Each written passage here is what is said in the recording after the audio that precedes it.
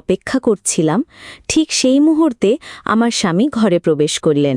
তিনি আমার সাথে কোনো কথা না বলে প্রথমেই ঘরের আলো নিভিয়ে দিলেন এবং আমার কাছে এসে আমার অবগুণ্ঠন সরিয়ে দিলেন।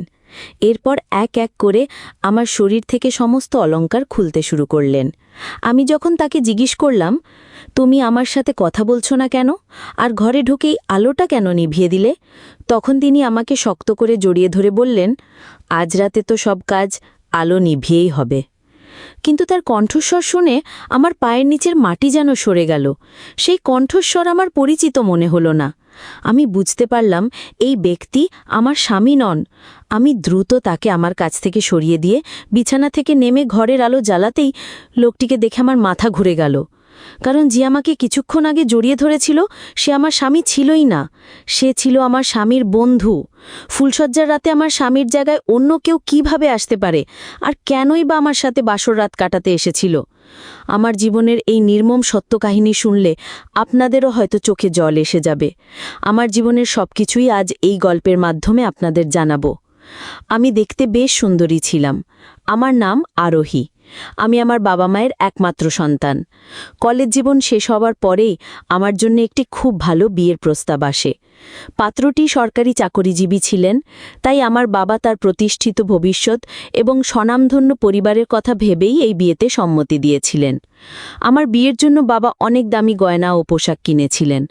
বিয়ের আগের দিন আমার বাবা মা আমাকে নিয়ে অনেক গর্ব করে বলেছিলেন, আমাদের একমাত্র মেয়েকে আমরা রানীর মতো সাজিয়ে বিদায় দেব। মেয়ের বিয়েতে কোনো কিছুর কমতি রাখব না।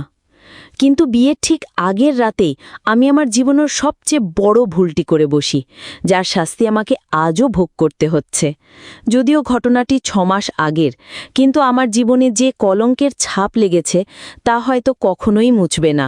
আসলে বিয়ের আগের রাতে আমি বাড়ি থেকে পালিয়ে গিয়েছিলাম। বাড়ি থেকে পালানোর আগে বাবা মায়ের জন্য একটি চিঠি রেখে যাই। তাতে লিখেছিলাম, বাবা মা, আমাকে ক্ষমা করে দিও।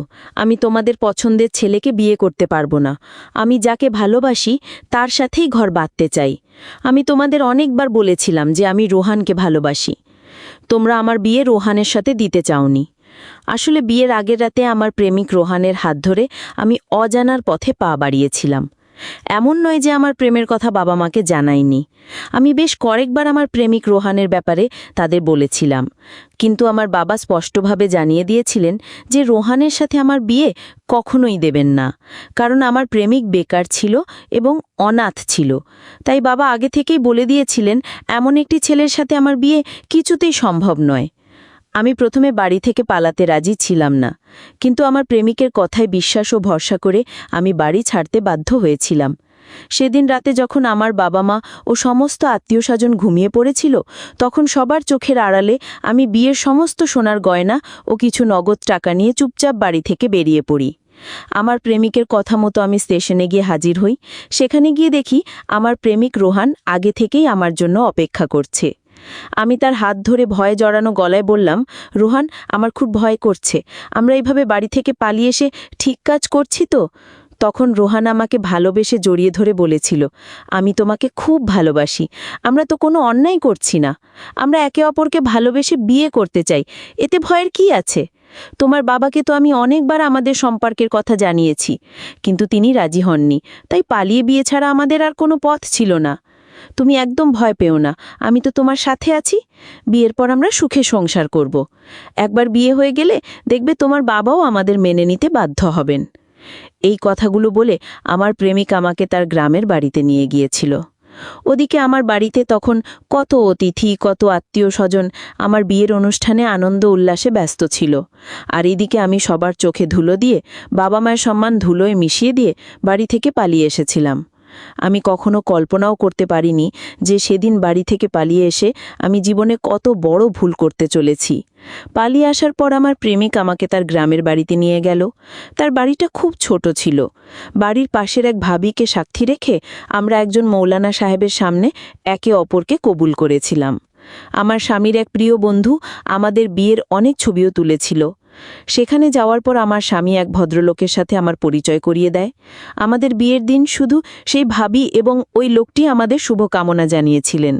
আমার স্বামী লোকটিকে জড়িয়ে ধরে বলেছিল, আরোহী, ইনি হলেন আমার সব কিছু, আমার বস জনাব কামাল। আজ শুধু এনার জন্যই আমি বেঁচে আছি। উনি না থাকলে আমি হয়তো না খেয়েই মরে যেতাম। ওই লোকটি নাকি আমার স্বামীকে আর্থিকভাবে অনেকবার সাহায্য করেছে। আমার স্বামীর পাশের বাড়ি সেই ভাবিও খুব ভালো মানুষ ছিলেন। আমাদের বিয়ে হয়ে যাবার পর ভাবি আমাকে বলেছিলেন, আরোহী, তোমার যদি কোনো অসুবিধে হয় তাহলে তুমি নিঃসংকোচে আমার বাড়িতে চলে আসবে। এরপর ভাবিও আমার স্বামীর বস এবং বন্ধু নিজেদের বাড়ির দিকে চলে গেল।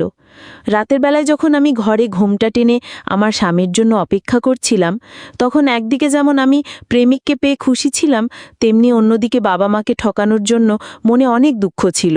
কারণ সেদিন আমার বিয়ের দিন ছিল এবং এতক্ষণে হয়তো সবাই জেনে গিয়েছিল যে আমি বাড়ি থেকে পালিয়েছি।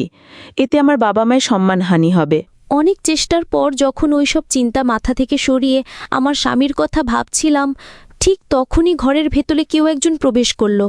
আমি ধরেই নিয়েছিলাম যে নিশ্চয়ই আমার স্বামী ঘরে ঢুকেছে। তখন রাত প্রায় ৮টা বাজে। ঘরে ঢুকার সাথে সাথেই সে প্রথমে ঘরের আলো নিভিয়ে দিয়েছিল। আমি মুখে ঘোমটা দিয়ে থাকায় তার মুখ দেখতে পাইনি। এরপর সে আমার কাছে এসে আমার মুখের ঘোমটা সরিয়ে আমার গয়নাগুলো খুলতে শুরু করলে আমি খুশি হয়েই বলেছিলাম, তুমি ঘরে ঢুকে আলোটা কেন বন্ধ করে দিলে? আমার সাথে দুটো কথা বলবে না? তখনও সে চুপচাপ ছিল আর আমি একাই কথা বলে যাচ্ছিলাম, কিন্তু সে একটিও কথা বলেনি। এরপর লোকটি যখন আমার শরীরের কাপড় সরাতে শুরু করে, তখন আমি একটু রেগে গিয়ে বললাম, তখন থেকে তো আমি একাই কথা বলে যাচ্ছি, আর তুমি চুপ করে আছো? তুমি আমার সাথে কথা বলছো না কেন? তখন সে আমাকে জড়িয়ে ধরে আমার কানের কাছে এসে ফিসফিস করে বলল, কথা বলে আর কি হবে, এখন যা করার আছে চলো সেটা করি। তার কণ্ঠস্বর শুনে আমার বুকের ভেতরটা কেঁপে উঠল, কারণ আমি আমার স্বামীর কণ্ঠস্বর খুব ভালোভাবেই চিনতাম।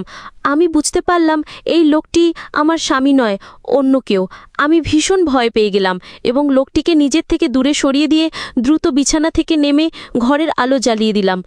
লোকটিকে দেখা মাত্রই আমার পায়ের তলার মাটি সরে গেল, কারণ সে আমার স্বামী ছিল না, সে ছিল আমার স্বামীর বস জনাব কামাল, যাকে আমার স্বামী নিজের সব কিছু মনে করত। আমি লোকটিকে দেখে প্রচণ্ড রেগে গিয়ে বললাম, আপনি এখানে কি করছেন? আর আপনি আমার স্বামীর শেরবানি পরে আছেন কেন? আমার স্বামী কোথায়?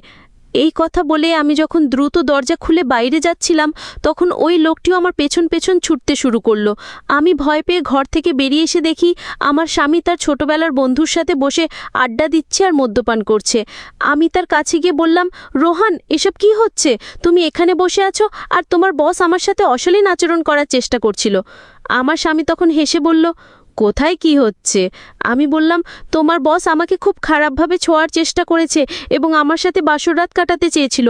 এরপর আমার স্বামী যা বলল তা শুনে আমার মাথায় যেন আকাশ ভেঙে পড়ল। সে অনেক জোরে হেসে আমার মুখে হাত বুলিয়ে বলল, দেখো আমার প্রিয়তমা, আমি তোমাকে বিয়ে করেছি শুধুমাত্র তোমার মাধ্যমে টাকা রোজগারের জন্য। এই আমার বস তোমার সঙ্গে একটা রাত কাটানোর জন্য আজ আমাকে 25,000 টাকা দিয়েছে। এইভাবেই আমি তোমাকে দিয়ে ব্যবসা করব আর খুব তাড়াতাড়ি বড়লোক হয়ে যাব। ওই জন্যই তো তোমার মতো সুন্দরী মেয়েকে আমি বিয়ে করে এখানে নিয়ে এসেছি। আমি তখন বুঝতে পারছিলাম না যে আমার সাথে কি হচ্ছে। স্বামীর সব কথা শুনে আমি যেন জ্ঞান হারিয়ে ফেলছিলাম। আমার মাথা কাজ করা বন্ধ করে দিয়েছিল। আমি তখন স্বামীর হাতে পায়ে ধরে বললাম, তুমি আমার সাথে এমন করতে পারো না। তুমি তো আমাকে অনেক ভালোবাসো। তোমার জন্যই তো আমি আমার বাবা মাকে ঠকিয়ে বাড়ি ছেড়ে তোমার সাথে চলে এসেছি। স্বামী তখন অট্টহাসি হেসে তার বসকে বলল, মালিক, নিয়ে যান আপনার শিকারকে। আপনি ঘরের ভেতরে গিয়ে যা খুশি তাই করুন, আমার তাতে কিছু যায় আসে না। আমার শুধু টাকার দরকার। স্বামীর কথা শোনার পর যখন আমি সেখান থেকে পালানোর চেষ্টা করলাম, তখন তার বস জোর করে আমার হাত ধরে ঘরের ভেতরে নিয়ে যাওয়ার চেষ্টা করলো। সেই মুহূর্তে আমি বুদ্ধি করে লোকটার হাতে কামড় বসিয়ে দিলাম এবং কোনো মতে নিজেকে ছাড়িয়ে সেই বাড়ি থেকে বেরিয়ে একটি চায়ের দোকানে এসে পৌঁছালাম। সেই চায়ের দোকানের কাকুকে আমি অনেক অনুরোধ করে বললাম যেন তিনি আমাকে তার ফোনটা একবার দেন, যাতে আমি বাড়িতে ফোন করতে পারি। সেই কাকু আমার কান্না দেখে দয়া করে আমাকে তার ফোনটা দিলেন। আমি ফোনটা পেয়েই আমার বাবাকে ফোন করলাম। বাবা ফোনটা ধরতেই আমার কান্নার আওয়াজ শুনে খুব রেগে গিয়ে বললেন, তোর সাথে আমাদের আর কোনো সম্পর্ক নেই। আমাদের মান সম্মান সব নষ্ট করে আজ আমাদের কাছে সাহায্য চাইছিস? তুই আমাদের জন্য মরে গেছিস। আমাদের কোনো সন্তান নেই, আমরা নিঃসন্তান।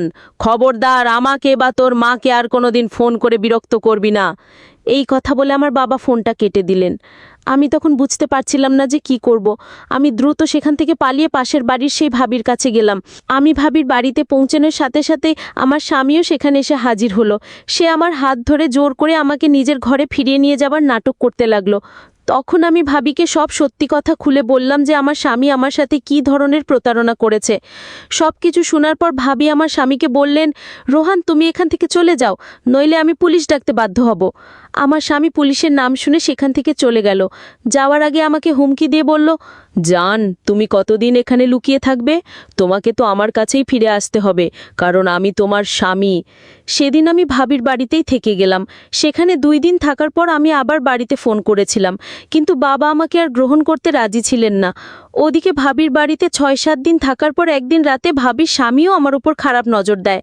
আমি তখন চিৎকার করে ভাবিকে সব কিছু জানিয়ে দিই যে তার স্বামী কিভাবে আমার সাথে নোংরামি করার চেষ্টা করেছে।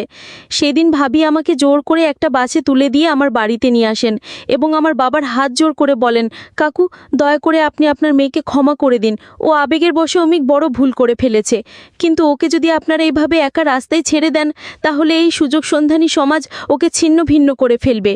কিন্তু আমার বাবা আমার মুখ দেখা মাত্রই আমার গালে একটা থাপ্পড় মারলেন আর বললেন, এই মেয়েকে আমি কোনোদিন গ্রহণ করব না। এই মেয়ের জন্য আমার মান সম্মান সব শেষ হয়ে গেছে। আমি বাইরে মুখ দেখানোর মতো অবস্থায় নেই। আমাকে লোকের কত বাজে কথা শুনতে হয়। আমি তখন কাঁদতে কাঁদতে নিজের ভুল বুঝতে পেরে বাবার পা ধরে ক্ষমা চাইলাম। ওদিকে আমার মা আমার কষ্ট দেখে নীরবে কেঁদেই যাচ্ছিলেন। বাবা যখন আমাকে আবার বাড়ি থেকে ধাক্কা দিয়ে বের করে দিচ্ছিলেন, তখন ভাবি আমার বাবার সামনে হাত জোর করে বললেন, কাকু আপনি কি আপনার জীবনে কোনো ভুল করেননি? ঠিক সেভাবেই আপনার মেয়েও হয়তো আবেগের বশে একটা বড় ভুল করে ফেলেছে, কিন্তু ওকে অন্তত নিজের ভুলটা শোধরানোর একটা সুযোগ তো দিন। ও যে নিজের ভুল বুঝতে পেরে আপনার কাছে ক্ষমা চাইছে, এটাই তো অনেক বড় ব্যাপার। মানুষ মাত্রই ভুল করে, তাই আপনার মেয়েকে একটা সুযোগ দিন, নইলে এই মেয়েটার কোনো গতি হবে না। এই নোংরা সমাজের লোভী মানুষগুলো আপনার মেয়েকে ছিঁড়ে ছাবে, তখন কি আপনার ভালো লাগবে? দয়া করে আপনার মেয়েকে একটা সুযোগ দিন। ভাবির কথা শুনে আমার বাবার চোখ দিয়েও জল পড়তে শুরু করেছিল। আমি আর থাকতে না পেরে বাবাকে জড়িয়ে ধরলাম। বাবাও আমাকে জড়িয়ে ধরে ক্ষমা করে দিলেন।